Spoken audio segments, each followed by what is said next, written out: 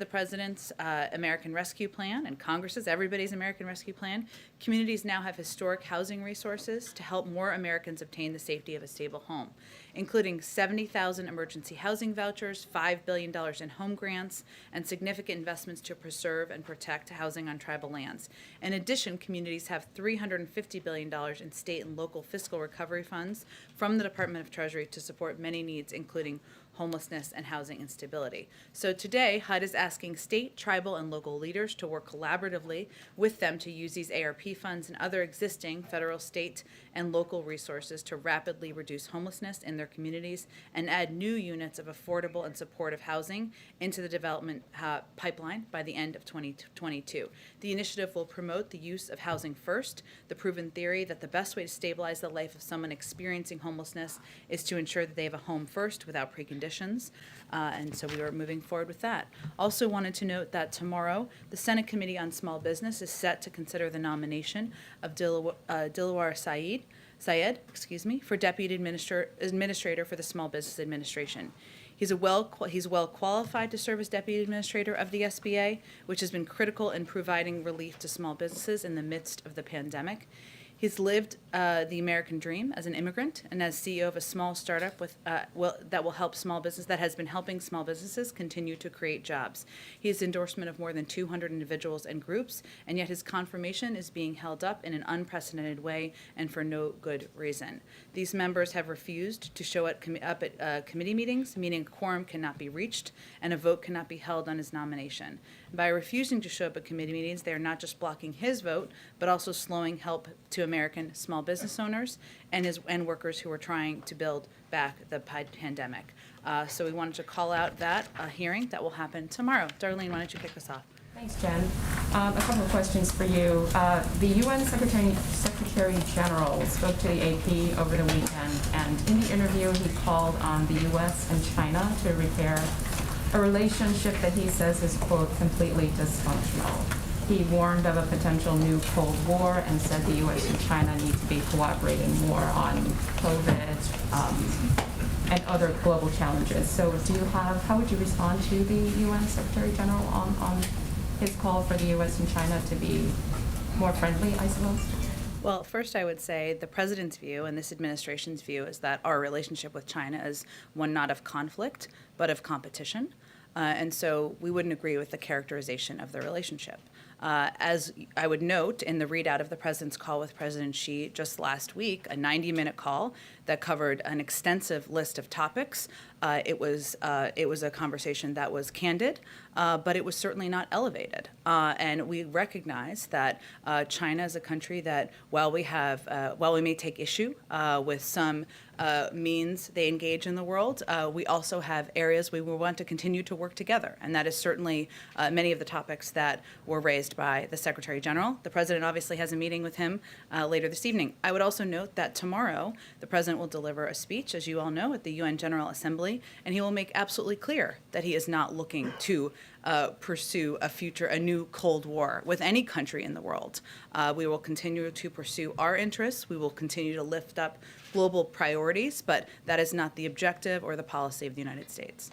Another China-related question. Can you say how concerned the administration is about the stability of China's real estate sector, given the issues with China Evergrande? And is it the administration's view that the People's Bank of China can keep those issues from spilling over into other sectors and possibly affecting U.S. interests? Well, let me first note that this is a company based in China whose activities are overwhelmingly centered in China. That being said, we always are monitoring global markets, obviously from the Department of Treasury primarily, including the assessment of any risk to the U.S. economy, and stand prepared to respond appropriately if needed. But that monitoring would happen primarily from the Department of Treasury and our Secretary of Treasury, of course. One more really quickly. Is there any reaction from the White House to the conviction earlier today of the man who inspired Hotel Rwanda? He's a U.S. resident. He was a recipient of a Presidential Medal of Freedom. I understand, and I would like to get you a more comprehensive reaction to it. I know this is a question that others will have in the room, so let me venture to do that after the briefing.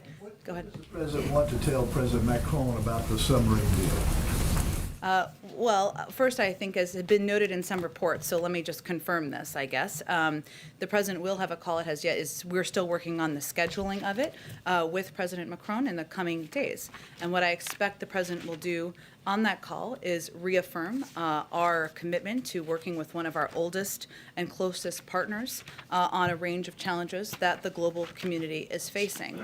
And he, of course, will discuss recent developments and our ongoing work together on a range of issues. Certainly our shared interest in the Indo-Pacific, but also a range of global challenges and issues. I would also note that the president spoke in his remarks last week, he acknowledged that France has a substantial Indo-Pacific presence and is a key partner and ally in strengthening security and prosperity. But most importantly, we continue to look forward to our close alliance with France, one of our strongest partnerships as we work to address a range of issues in the world. You have no plans to abandon the submarine deal, do you? No, we do not. Secondly, back in July, you opted not to lift the travel restrictions on international visitors. What's changed between then and now? Well, back in July, we also announced that there were a series of working groups that were both interagency and working with a range of countries and partners in the world to determine what the most equitable and clear policies should be moving forward to resume broader international travel. And the older rules were not equitable in our view, and they were a bit confusing. And so this was an effort to pursue that. As was announced in a call earlier today, but I can reaffirm some of the specifics that were announced. Starting in November, we will be implementing, I should say, in early November, we'll be putting in place strict protocols to prevent the spread of COVID-19 from passengers flying internationally into the United States by requiring that adult foreign nationals traveling to the United States be fully vaccinated. Obviously, this is the conclusion of a policy process on that particular issue, an important one facing many people around the world. Go ahead. Hey, Jen, a few quick questions on COVID, and then I have Sure. a foreign policy question for you. Now that the FDA's vaccine advisors have recommended boosters for people 65 and up, how soon do you expect President Biden to get his booster shot, and will he do so on camera? He will do so, and he will do so on camera. I don't have a date for you exactly. It's important to note, just to take a slight step back, that there are still a couple of additional steps in the process. Well, we view the news on Friday as an important step forward in protecting more people, saving more lives. The steps now is that ACIP is planning to meet based on their recommendation. We're, of course, prepared to operationalize on the plan, and that includes having the president get his booster shot as well. Is the president still being tested for COVID regularly, and if so, how often? He is tested regularly. He was tested last week, and his test was negative, but he is tested regularly. Yes. And just lastly on this front, has he gotten, or does he plan to get a flu shot? I will talk to his doctor. I got a flu shot last week. They're broadly available, but I will check and see if we have an answer to that question. And then just on the foreign policy front with the UN visit tomorrow, President Biden came into office declaring that America is back and vowing to reinvigorate U.S. alliances. But in recent weeks, we've seen European allies be unsettled by the execution of the U.S.'s withdrawal from Afghanistan. The administration has admitted to mistakenly killing 10 civilians in this drone strike. And now the U.S.'s oldest ally, France, has recalled its ambassador after being blindsided by this submarine deal with Australia. So my question to you is, how is the president going to restore U.S. credibility at the UN this week after all of that? Well, why don't I give you a bit of what you can hear the president talk about tomorrow in his remarks. And obviously, as you know, he'll have a number of bilateral meetings tomorrow as well as later this week. And to the degree you all have questions, I'm happy to speak to those as well. But what you'll hear him talk about tomorrow is the president's going to lay out the case for why the next decade will determine our future, not just for the United States, but for the global community. And he will talk, and this will be a central part of his remarks, about the importance of reestablishing our alliances after the last several years. I also think it's important to note that reestablishing alliances doesn't mean that you won't have disagreements, or you won't have disagreements about how to approach any particular issue in the world. That is not the bar for having an alliance and important partnership. That has never been, and it is not currently. And with the goal, of course, of increasing the prospect of security and diminishing the prospect of war. He'll also make clear that for many of the greatest concerns we have, they cannot be solved or even addressed through the force of arms, whether that is preparing for the next pandemic, something the United States continues to be the global leader on, providing more vaccines to the world than every other country combined, addressing the threat of climate change as we look ahead to COP26, leveling the economic playing field, fighting for democracy at home and abroad, and against threats from cybersecurity, ranging from cybersecurity to emerging technologies and terrorism. Finally, he will also reaffirm that the United States is not turning inward, including as we look to the decision the United States made, the president made, to bring our troops home from Afghanistan. Anyone who reads that is not reading it accurately. He will talk about his objective of turning our focus and our resources to the priorities and regions of the world that are the most consequential. But just given what's happened in recent weeks and some of the criticism that he's faced in many of the capitals of the allies whose partnerships he planned to, and vowed to reinvigorate, does he believe there's work to be done to restore that credibility, or to Is there a address the country criticism that... Well, tell me which country is telling you that we don't have credibility in the world? I didn't say countries are saying there's no credibility, but there has been criticism in foreign capitals in recent weeks, including with many of those partners who the president said he was going to reinvigorate these alliances with. So how does he square? But the reason I asked that question is because I think it's important to note that criticism of a decision is different from criticism of the credibility and leadership of the United States, broadly speaking. And if you look back through the course of the last several decades, prior to the last administration, there are points of disagreement, including when we have disagreed with the decisions other countries are making, points of when countries have disagreed with the decisions we're making. But the larger point here, and what you'll hear the president talk about tomorrow, is that we are committed to those alliances. And that always requires work from every president, from every global leader. And his commitment is to make sure we are directing our energy, our resources, our diplomacy, and our efforts on the biggest challenges we're facing in the world. And to him, that is the threat of climate, the threat of democracy, the importance of leveling the economic playing field, addressing and preparing for the next pandemic. Those are all issues that we will continue to work with our partners on, including those who may disagree with decisions we've made about a variety of issues. Go ahead, David.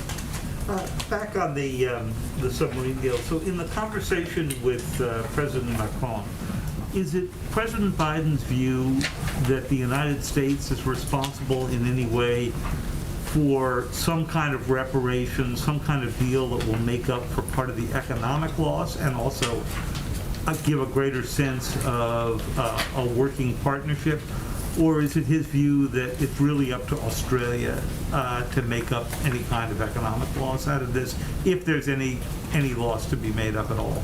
Well, I know from a range of reporting, including perhaps yours, that there were a couple hundred jobs that they anticipate being lost in France, and certainly that is a factor for them domestically. We understand that. But I think you can expect the president's call will be more about reaffirming our commitment, the United States' commitment to our alliance, to our partnership, and to working together on a range of issues, including security in the Indo-Pacific. That will be the broad focus of the call. More. When you were in the Obama administration, we often talked about the need to reduce the amount of highly enriched uranium that's moving around the world. President Obama ran a number of summits, you'll recall, that were aimed at converting reactors from HEU to LEU. So here we are helping Australia, a very good player, a well-known non-proliferation advocate, by having them build HEU reactors or building it for them.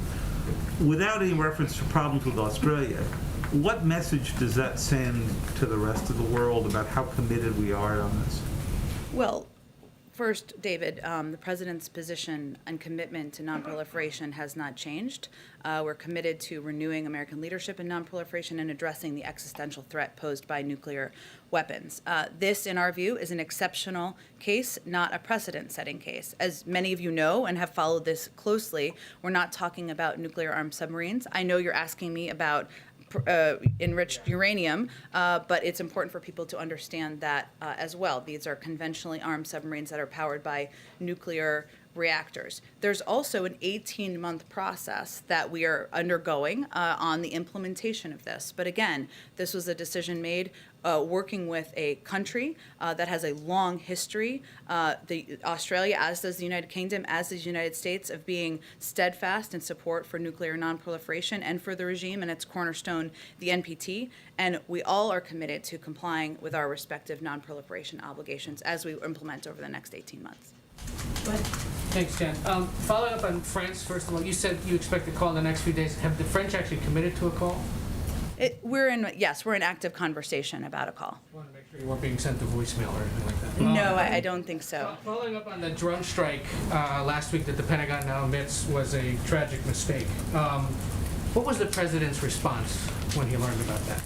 Well, the president was briefed on Friday morning about the report that was going to be released and put out.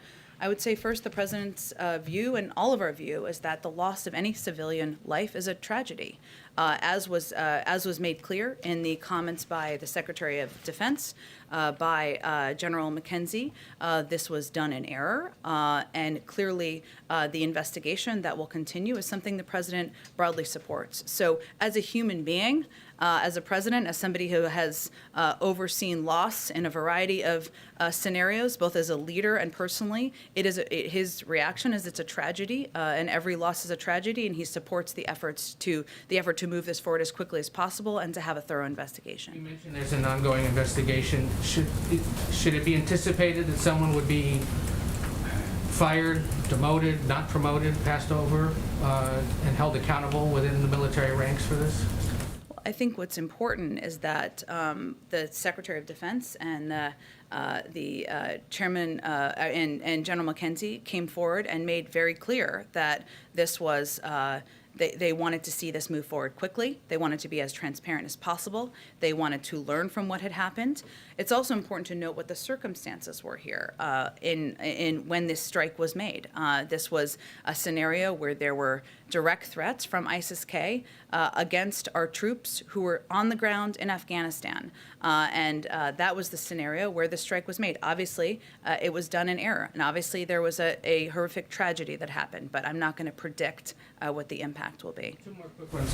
One more on Afghanistan. Back on August 26th, the president said, "I've also ordered my commanders to develop operational plans to strike ISIS-K assets, leadership, and facilities. We will respond with force and precision at our time, at the place we choose, and the moment of our choosing."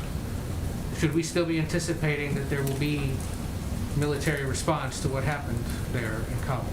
Against ISIS-K? Yes, I think it's important. This is a good question that's been asked. I think this is a version of what you're asking, but others have asked me this. There's a difference between a self-defense strike based on an imminent threat to U.S. forces. That's why I referenced that, who were obviously on the ground, and these were threats, as you all lived through and covered, and as we communicated about in the moment. And an over-the-horizon strike, where we typically expect to have more time to assess both the threat and the potential target. That is a point General McKenzie made, an important point, I think, for people to understand as we assess over-the-horizon threats and targets moving forward in the future. So yes, at some point there may be something. Well, I would say, of course, the president's desire to continue to go after ISIS-K has not changed. Okay, and then just the one last one on that, unrelated. The issue of immigration, the ruling from the parliamentarian that legalization for Dreamers can't be part of the reconciliation is currently crafted.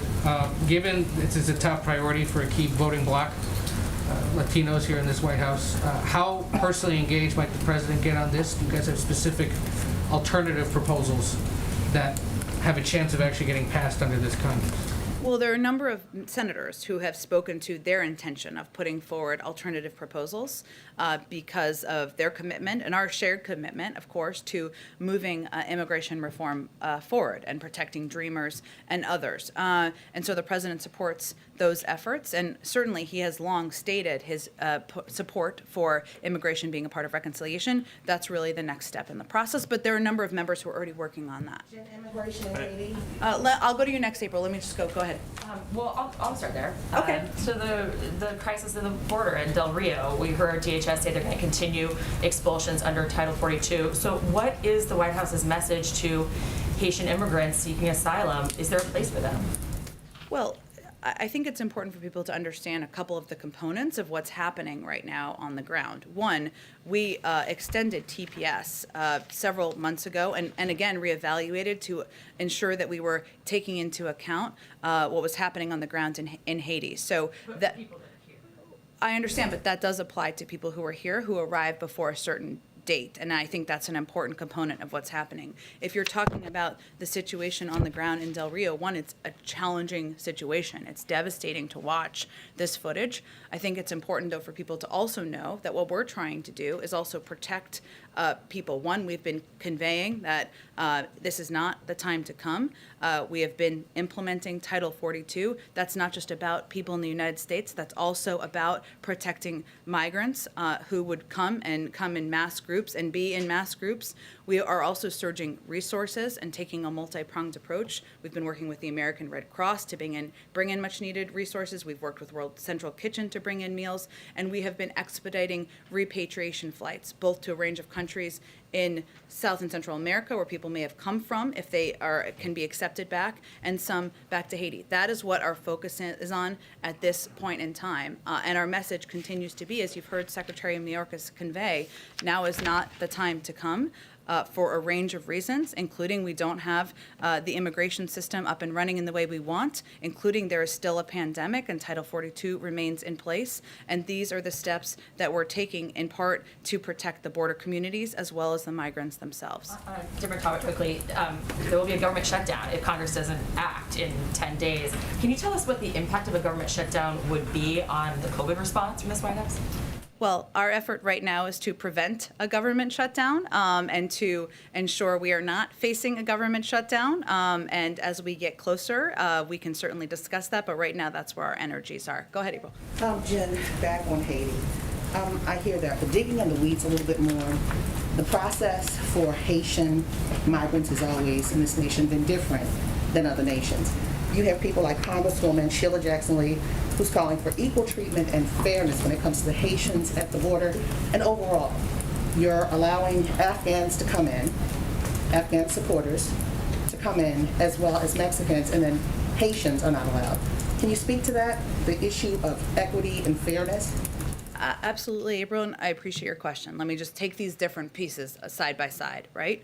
One, our immigration policy is not about one country or discriminating against one country over another. We want to end that and hopefully put an end to what we saw over the last 4 years. Let me start with Afghan allies. Afghans who are arriving in our country are entering in a sanctioned an orderly process that includes vetting and security screenings led by the Departments of State, Defense, and Homeland Security. It's not about one particular country of origin, but we've outlined very specifically in here what those processes look like as individuals who are evacuated go to lily pad countries, go through security vetting before they come to the United States on a range of programs. As it relates to individuals who are coming across the border, wherever they're coming from, whatever country they're coming from, Title 42 remains in place. There are a range of programs that people who are in the country can apply for or may be eligible for, including TPS for Haiti, which is something that we still are continuing to look at and review. The Secretary of State, the Secretary of Homeland Security are constantly assessing circumstances on the ground that would necessitate a TPS designation for any country. And they've obviously made a couple of designations over the course of the last couple of months as it relates to Haiti. And no matter whether it's the people who left, the Haitians that left in 2010 and traveled to South America and now trying to travel here, or the ones who left after this earthquake, either way, what is there for them to go back to when these planes are taking them back? The nation is in unrest. The president was assassinated. There are gangs that people are scared of. Democratic rule is not necessarily in place. The people are calling, particularly those here in this nation, are calling for the elections not to be held, on time because of unrest there. And then you also have the issue of the earthquakes. So what is there to go back to? What are you deporting them back to?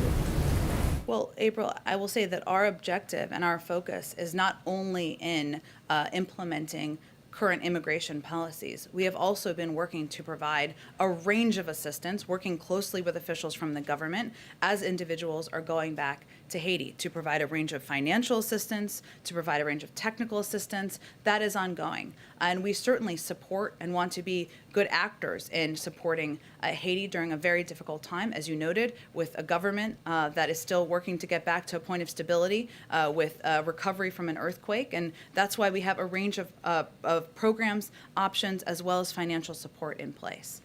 Okay, go ahead. Thanks, Jen. To follow up on Ed's question on Sure. immigration, in the big picture right now, how confident is the president that he'll be able to enact some sort of long-term pathway to legal status for millions of undocumented immigrants at some point before the midterms, whether it's through reconciliation or through some It's a other long time before the midterms. I know that's a tough thing for you to hear, but it's a long time before the midterms. I can't give a projection for you. It depends on a lot of factors, including working with members of Congress. What I can tell you, though, is that the president is absolutely committed to putting in place a path to citizenship, to putting in place long overdue measures to fix our immigration system, to make it more moral, humane, and workable, frankly. And obviously, he supported and continues to support having immigration measures as a part of the reconciliation process. And as I noted to Ed, the next step is really to see alternatives and proposed by senators who have already said they have every intention of doing exactly that. Along those same lines, just to follow up on that, we've also seen the parliamentarian rule against the effort to increase the minimum wage through a reconciliation bill. We've seen other priorities on the Hill that both the president and Democrats campaigned on, police reform, gun control, also stalled there. Is there a recognition in the White House now that some of the priorities that he and the party campaigned for last year are just simply not going to happen, not going to become reality before the midterms? No. Go ahead. Thank you, Jen. Back to the drone strike. You said last month our over-the-horizon capacity can work and has worked in going after ISIS targets and killing people who went after our troops, but you guys didn't kill people who went after our troops. You killed 10 civilians, including 7 children. So does the president still think these over-the-horizon strikes can work? Absolutely. And I will just reiterate, as our Secretary of Defense conveyed, as General McKenzie conveyed, that there was a serious mistake. The Secretary of Defense has authorized, as I noted before, a thorough review of the investigation just completed by U.S. Central Command, including the degree to which the investigation considered all available context and information, the degree to which accountability measures need to be taken, at which level, and the degree to which strike authorities' procedures and processes need to be altered in the future. That's an important process. I would note, which I noted earlier, that there's a difference between a self-defense strike, which is exactly what this was, and I would note there was one prior to this that was a successful self-defense strike, and those that is posing an imminent threat to U.S. forces, who were, as we all know, on the ground at that time, facing real threats in real time, and an over-the-horizon strike, where we typically expect to have more time to assess both the threat and the potential target. That is a different approach, and it requires a different approach, and is a different approach internally, and General McKenzie spoke to that last week as well. Some of the victims' relatives are saying that they want to be relocated here. Is that something that the administration is going to help them do? I'm not aware of that request, that ask. I'm happy to certainly speak to our national security team and see what that process would look like. A question about what's going on at the border. Is somebody asking the foreign nationals who are walking into Del Rio, Texas and setting up camps on this side of the border for proof of vaccination or a negative COVID test? Well, first of all, I can readdress for you or re-talk you through what steps we take. That is the policy for people who fly into the country. So if somebody walks into the country right across the river, does somebody ask them to see their vaccination card? Well, let me explain to you again, Peter, how our process works. As individuals come across the border, and they are both assessed for whether they have any symptoms. If they have symptoms, the intention is for them to be quarantined. That is our process. They're not intending to stay here for a lengthy period of time. I don't think it's the same thing. It's not the same thing. These are individuals, as we've noted and as we've been discussed. We are expelling individuals based on Title 42 specifically because of COVID, because we want to prevent a scenario where large numbers of people are gathering, posing a threat to the community and also to the migrants themselves. So those are the policies that we put in place, in large part because, again, the CDC continues to recommend Title 42 be in place, given we're facing a global pandemic. Where's the vice president on any of this? Isn't she supposed to be addressing the root causes of migration? Absolutely, and she has been addressing the root causes of migration by working with countries in the region to ensure they have the assistance they need to reduce the number of people who are coming and trying to make those journeys across the border. We've actually seen some reductions in some of those numbers. That doesn't change the fact that this is a very challenging situation in Del Rio. We're working to implement our policies, and we're working to ensure we are also addressing root causes. Just a quick one on boosters. Why did the president say in August, just remember as a simple rule, 8 months after your second shot, get a booster shot if there is not enough data to support that for the general population? Well, what the president also said is that, I want to be very clear, the plan is pending the FDA conducting an independent evaluation of the safety and effectiveness of a third dose of the Pfizer and Moderna vaccines and the CDC's advisory committee. We are right now in the week of September 20th. The advisory committee is meeting on Thursday. We've seen some recommendations that we felt was a step forward in providing more protection to people across the country, and we'll wait for that process to play out. Our objective and our role is to ensure we have the capacity, the number of shots to provide them to the American people. 16 out of 18 FDA advisors say there is not the science. The president talks about following the science. Is this a case of him getting ahead of the science? Well, first of all, I think what you heard Dr. Collins and Dr. Fauci convey yesterday is that this is going to be an ongoing process. I would remind you that the percentage of individuals at this point who would be eligible to get a booster are largely people over 65, because those are people who would have had the second dose 6 months ago.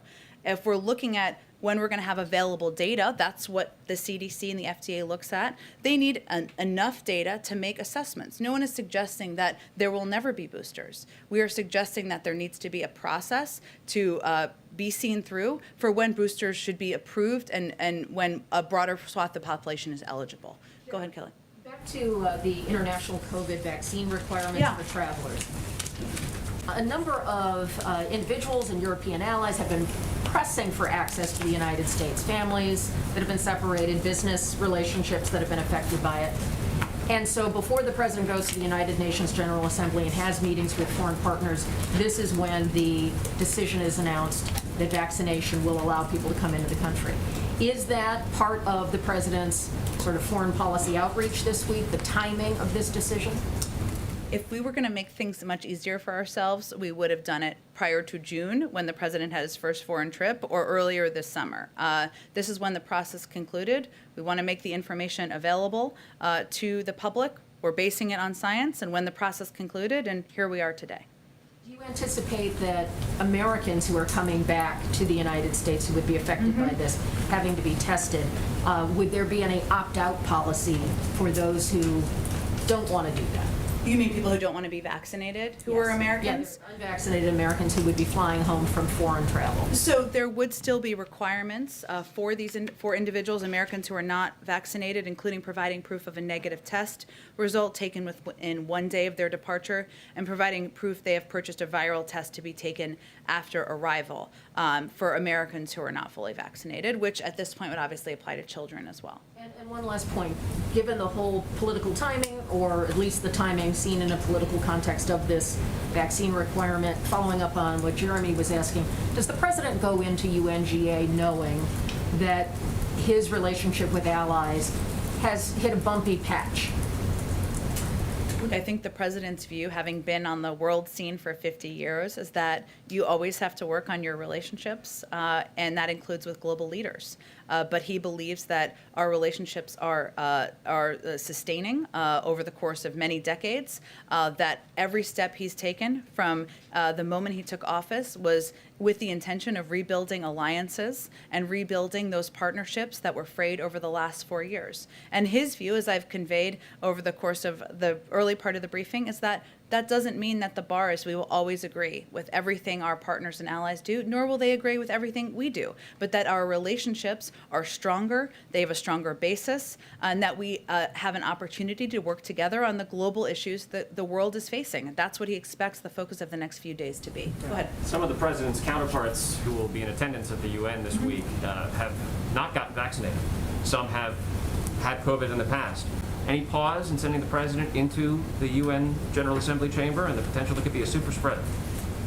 We obviously take a range of precautions, including ensuring the president is tested. Obviously, he's vaccinated, but there's no intention to change our plans to have him deliver a speech there. A couple quick questions approaching the line of questioning that Peter was asking you about, but perhaps approach from a different angle. On behalf of people who look at what happened last week and were disappointed.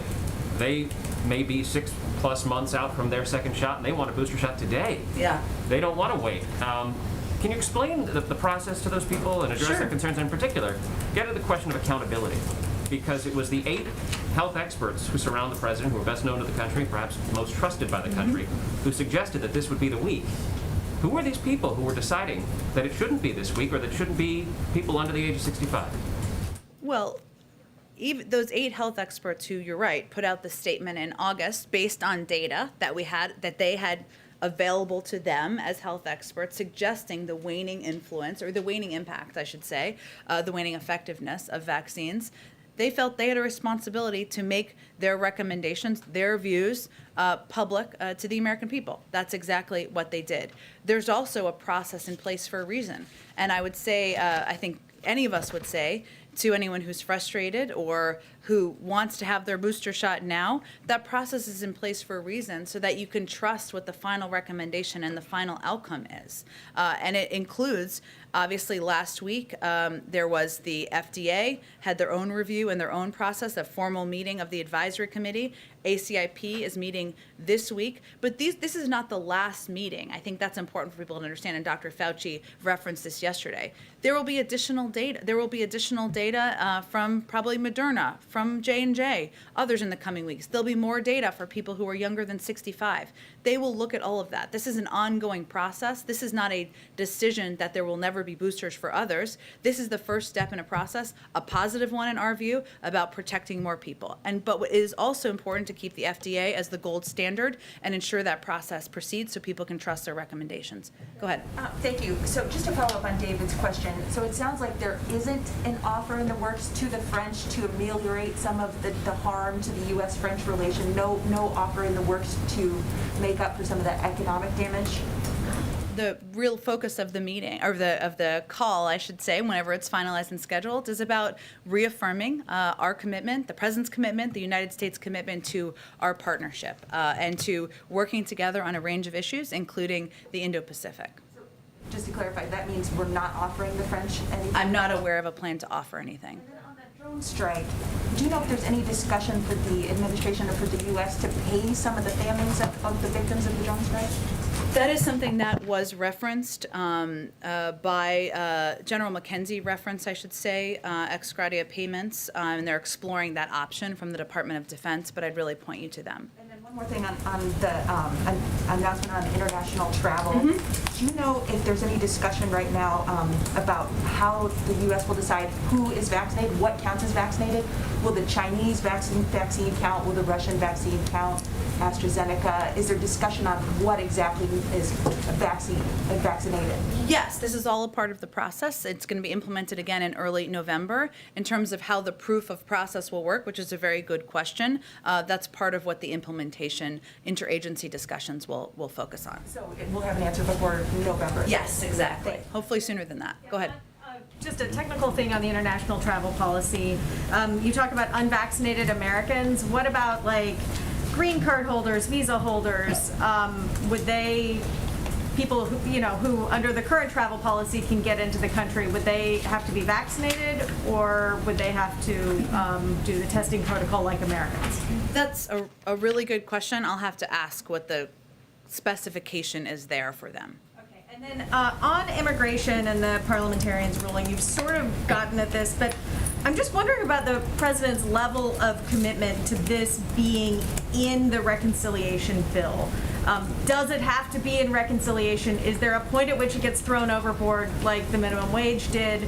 And are there any concerns about losing certain senators, Democratic senators, who insist that this be in there?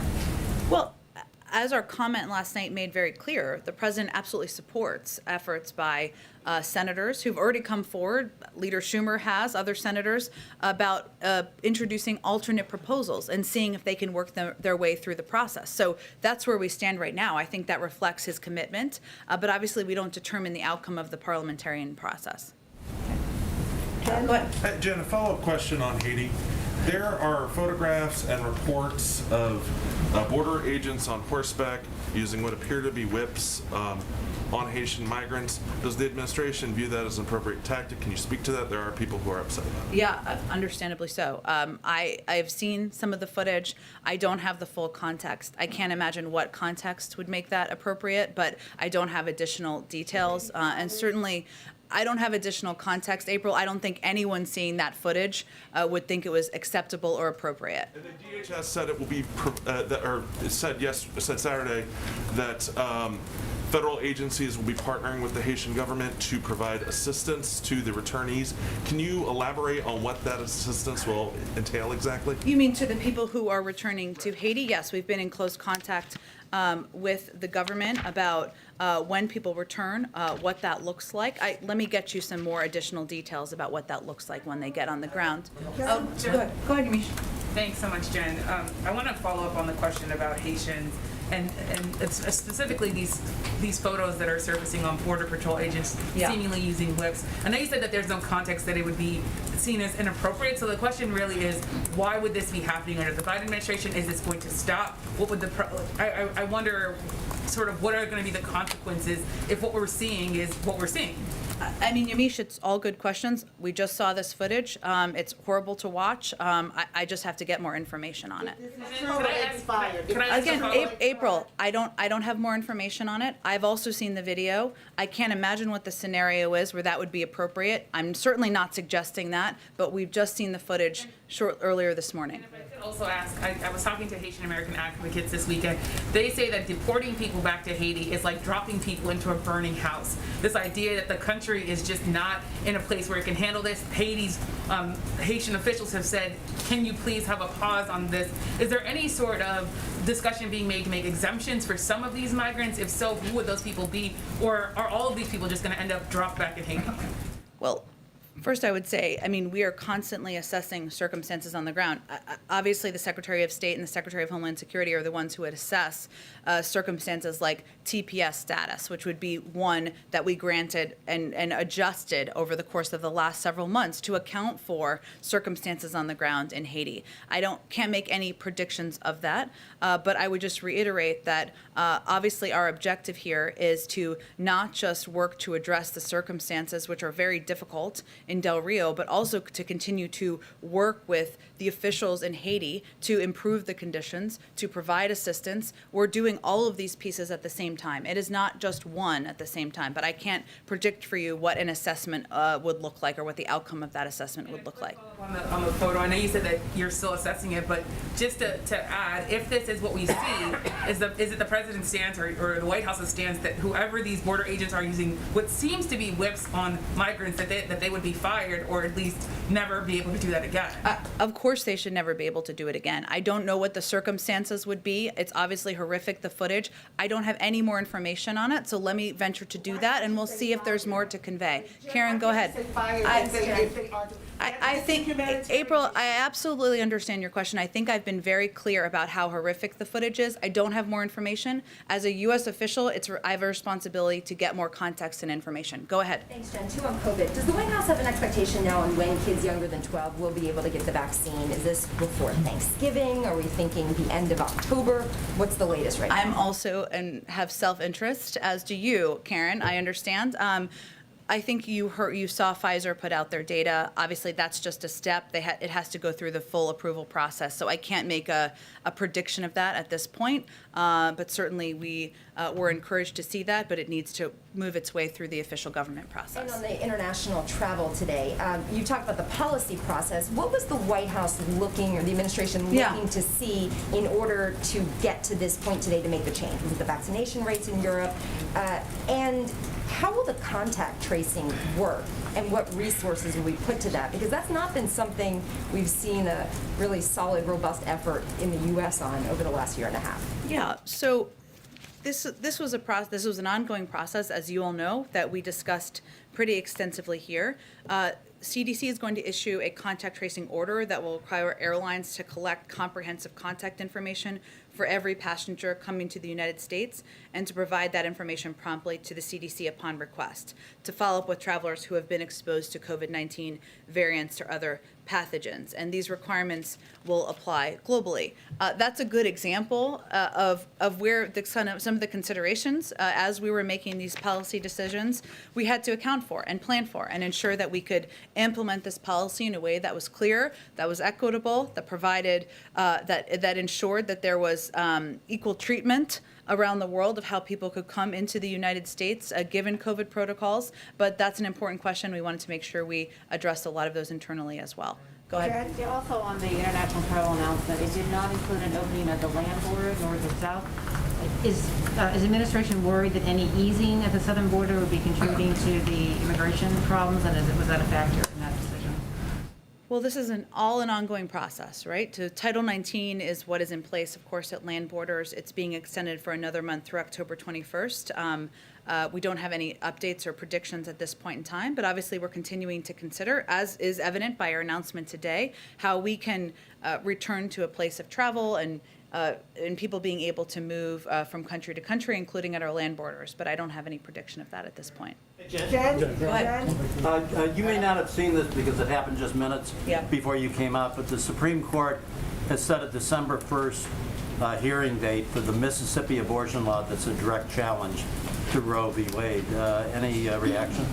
I had not seen that. You're correct before I came out, and I'm sure we can venture to get you a more substantive reaction to that. I think you are all familiar with what the position of this administration is on a woman's right to choose, as is evidenced by the Department of Justice's announcement about their intention to file a lawsuit and challenge the Texas law, given our commitment to protecting. I will note, and you may have seen this, but since we're on this topic, a couple of people have asked over the course of time our position on the Women's Health Protect Act.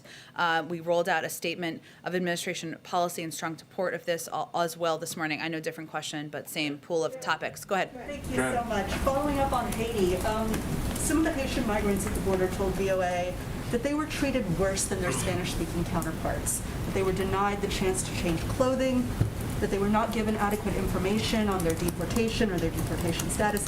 And we had one guy say to us, it was like being in jail. No food, nothing. You know, what is your response to this? Is this policy? And then just secondly, Haitian Americans say that this mass deportation and this treatment of people at the border is the president going back on campaign promises to their community. In which campaign promise? To help them kind of get over some of the challenges facing Haiti, and also to help people migrate to the U.S. Well, the president committed to extending temporary protected status to Haiti, which is something he did. And we extended that to a longer period of time to account for the turmoil on the ground following the assassination on the ground of their leader. So that was the campaign commitment that he made. But I think I can assure people that that is not our policy. Obviously, any circumstance where individuals are not treated humanely, whether they are coming to our border or not, is not in line with the Biden administration policies. This is clearly a very challenging circumstance on the ground, one where we have worked under our Department of Homeland Security to expedite surge resources, which includes World Central Kitchen bringing in meals, the American Red Cross bringing in much-needed resources to the population. These are all steps we've taken from a humanitarian perspective. It does not mean that every individual, that there aren't individuals, as you evidenced, that didn't have experiences where they did not have access to these resources. But our policy is to provide resources, is to treat people humanely. But we also need to implement what is our law and what is our and what that is implementing Title 42 and continuing to ensure that people who are not coming here lawfully are sent back to the countries they came from. Go ahead. Oh, okay, last one. Two quick questions. Yep. On the French sub deal. Lockheed Martin had a major part of that contract between the Australians and the French headquarters down the street, or not far from here. Are they going to be carried over to the new U.S.-UK deal? Do you know? Are they going to be involved in that? I'd have to check on the specifics of the deal. Second question, when's the president going to hold another news conference where we can ask our questions to him about all these issues, about inflation, about the border in Afghanistan? Well, the president took questions probably 4 or 5 times last week, so I would point you to that. Thanks, everyone. Can we see about getting the Homeland Security Secretary to come here Sure. and answer questions instead of going to Texas? We can, but it's important for us to go to Texas. Great. Thanks, everyone.